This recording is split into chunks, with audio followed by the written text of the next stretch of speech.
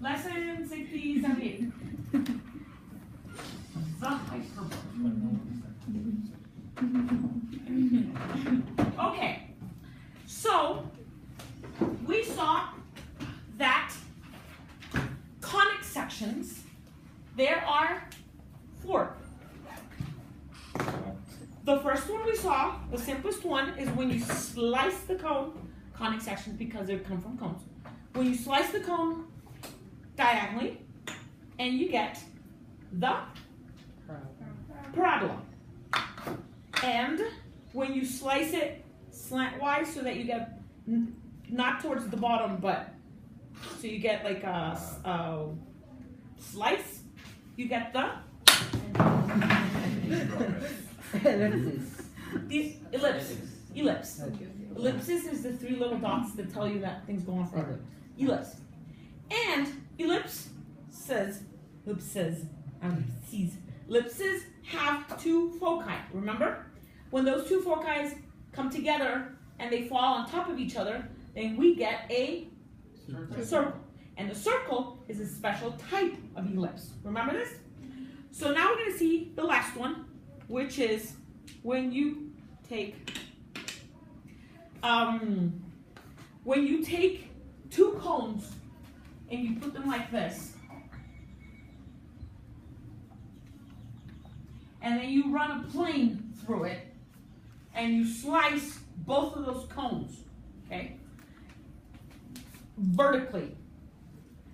Then you get a hyperbola. And the hyperbola looks either, it's always, or like this, okay? Now, which one is which? So let's see. I want to do a full review because I really want you to compare it to the other ones so it's easy to see. Let me just start really quickly.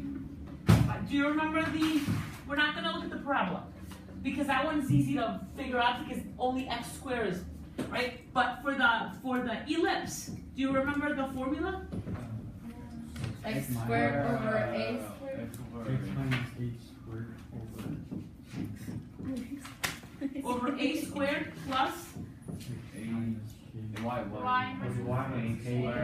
squared b squared equals 1. Okay.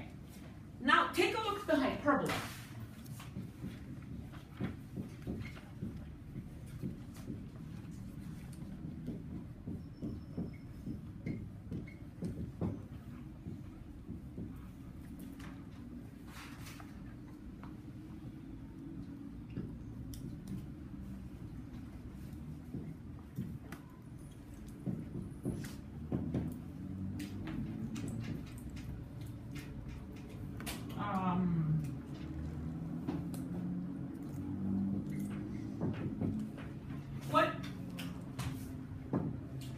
What do you see without looking at the bottom, just the top? It's the same as that one, except for it's a minus. I'm not going to write this right now. It's a minus. That's the big difference. They look exactly the same. You operate the same exact way. So whatever's underneath x, you move in x, and whatever's underneath y, you move in y, just like you do with the ellipse. But you've got that negative that changes everything. So, remember I said that you could have them like this or like this? Which one's which? Well, whoever's negative, that's where it opens to. Okay? So, this one is the negative, so that one opens up on the y-axis. The y is the negative, so it opens on the y. If the x happens to be negative, and I'm going to write it here like this, just to keep it in the same exact position.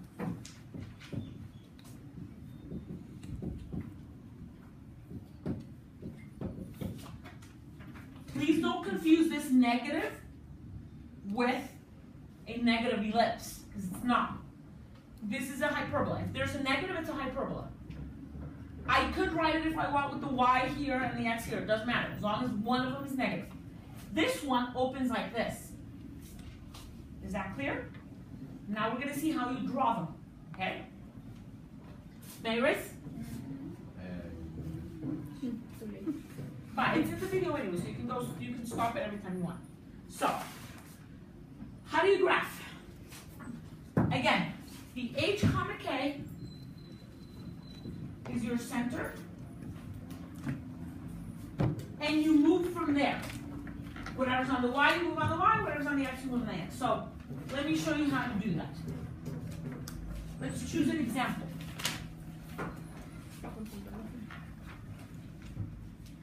This one, they give you really easy ones, so. These are all centered at the center, at the origin. Okay.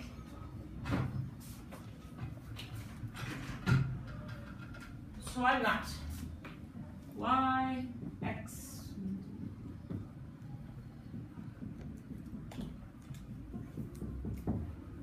okay. We've got, what's underneath the X? 9. So 3. So my A is plus minus 3, and my B is plus minus 2, right? So on the X I move 3. So here, because my center's here, right? At 0, 0.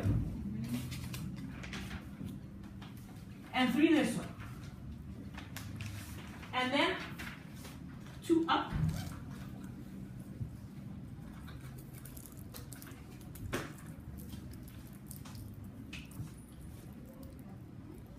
Okay, so now I have my dots. What do? I take a ruler, which I'm not going to use for quickness purposes, but I do this.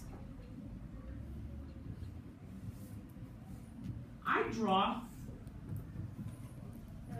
a rectangle through the points that I found. And then I draw asymptotes. And my asymptotes are going to be diagonals that go through the center. Like this. Okay? That one didn't go through the center, but you get the idea.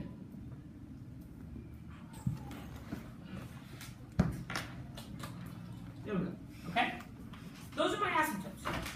Once I have my asymptotes, I can draw my ellipse, whose vertex is going, my hyperbola, whose vertex is going to be here and here.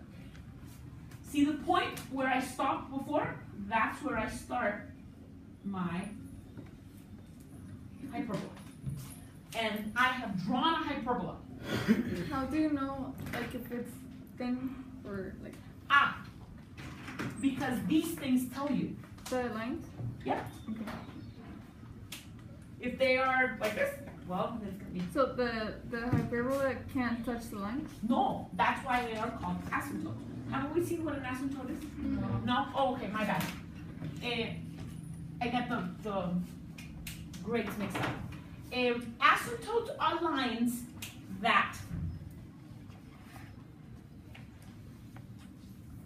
where the function isn't defined.